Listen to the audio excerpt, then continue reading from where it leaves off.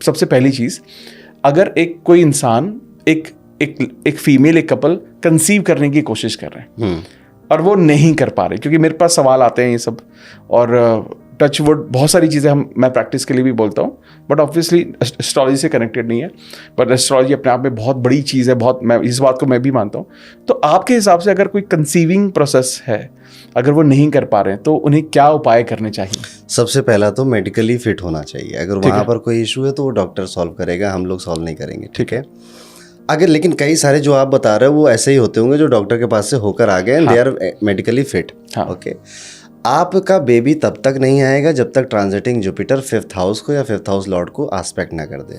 Okay, उल्टे खड़े हो जाओ, बेबी नहीं आएगा, ठीक है। अगर 5वें घर में शनि बैठा है या देख रहा है या राहु बैठा है तो भी बेबी नहीं आएगा, ठीक है। मार्स अगर वहाँ बैठा है या देख रहा है तो 2 बार अबॉर्शन कराएगा, फिर 3rd अटेम्प्ट में बेबी आएगा, ओके। सो ये सारी चीज़ें हैं। अभी आपको देखना है कि कब मुझे कौन सा प्लेनेट परेशान कर रहा है। जैसे कई बार जो आम तौर पे केस देखे जाते हैं, सैटर्न आस्पेक्टिंग 5th हाउस, क्यों बोल रहा हूँ, 5th हाउस बेबी का है, okay. बच्चे का है। अगर शनि देख रहा है चाहे पिता की कुंडली से चाहे माँ की कुंडली से, तो शनि देरी का कारक है, तो अनवांटेड डिले कराएगा वो आपको। कई बार ये देरी इस वजह से होती है कि हम कंसीव करने की ट्राई कर रहे हैं पर हो नहीं रहा है। कई बार मन ही नहीं करता कि हमें बेबी करना नहीं है, बेबी बहुत महंगे हो गए, हम अफोर्ड नहीं कर पा रहे हैं। देरी उस वजह से भी होती है, हो किसी भी वजह से। शनि का काम देरी कराने का, वो कराएगा। राहु अगर बैठा है यहाँ पे 5th हाउस में, आपके यहाँ पे हम चार्ट लगाएंगे, आप मुझसे मांग लेना ताकि लोगों को ज़्यादा बेटर समझ में आए। तो राहु का काम है कि बिना तंग किए मैं कैसे दे दूँ तुमको। राहु की वजह से पूरी एस्ट्रोलॉजी की इंडस्ट्री चल रही है। हम लोगों के घर में पैसे उसी की वजह से आ रहे हैं, ठीक है। तो सब कुछ है, हम भी हेल्दी, आप भी हेल्दी, फिर भी बेबी नहीं हो रहा है। राहु करता है ये काम, ठीक है।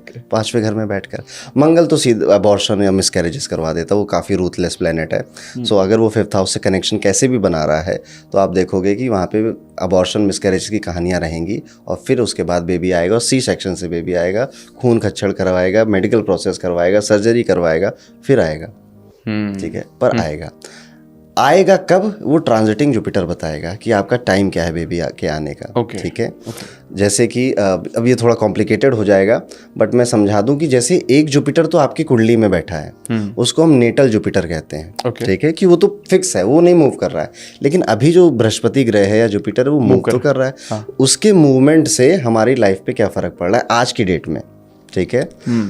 आज वो टॉरस में है जब हम ये पॉडकास्ट रिकॉर्ड कर रहे हैं। नेक्स्ट ईयर मई में वो चला जाएगा जेमिनाई में। तो वो हर वक्त बदल रहा है, एक साल में एक राशि तो चेंज कर ही देता है, फिर बीच बीच में रेट्रोग्रेड और ये सब भी चीज़ें होती हैं। वो उसकी पढ़ाई से या उसकी पोजीशन से हमें पता चलता है शादी कब होगी, और हमें पता चलता है बेबी कब आएगा। एग्जैक्ट डेट और महीना का अंदाज़ा हमें लग जाता है। अब इसमें मान लीजिए आप कुछ और आपको ये बात नहीं पता है कि आपका सैटर्न आपको रोक रहा है और आपको उसकी रेमेडी करनी है, तो आप कहीं कहीं भटकते रहोगे, ठीक है। और एंड में जब उसकी देरी का टाइम पूरा हो जाएगा तो फिर वो काम आपका हो जाएगा। तो इट्स बेटर कि आपको ये चीज़ पता हो और सही समय पे और फैसले ले सको। ज्योतिष बस ये करता है, और कोई रॉकेट साइंस नहीं, आप खुद का लिंक निकाल सकते हो, 2-4 यूट्यूब वीडियो देखने बस आपको, बस। अमेजिंग। तो ये बहुत, आई थिंक ये बहुत ज़रूरी था, क्योंकि बहुत सारे लोग काफ़ी स्ट्रगल करते हैं, और ये एक ऐसा पॉइंट भी है लाइफ का कि बहुत ज़रूरी पॉइंट है। जैसे आपने एक टाइम जब मैं छोटा था ना अमित जी, तो मैं सोचता था अरे शादियां तो सबकी हो जाती हैं, बच्चे भी सभी के हो जाते हैं। मैं छोटा था ऐसे सोचता था, इसमें क्या इतनी बड़ी बात। लेकिन जब मैं इस फील्ड में आया हूँ, 60% क्वेश्चन सिर्फ मैरिज से रिलेटेड है।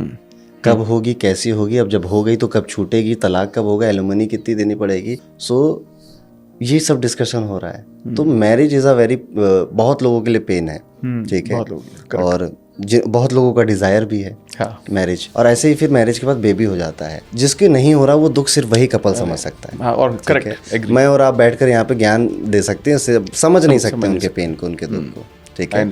अब तो कई सारे मेडिकल प्रोसेसर आ चुके हैं, बट फिर भी प्लैनेटरी पोजीशंस को अपने फेवर में रखना, रेमेडीज़ करना आपके लिए बेनिफिट रहता है। एक मैं यहाँ पर कुछ रेमेडीज़ बताना चाहता हूँ उन फीमेल्स के लिए जो कंसीव कर चुकी हैं। उन फीमेल्स के लिए जिनको ऐसा डर लगता है कि कंसीव कर लिया कहीं मेरे बेबी को कुछ हो ना जाए। ज्योतिष की रेमेडी है कि आप, एक रुद्राक्ष आता है, उसका नाम है गर्भगौरी रुद्राक्ष।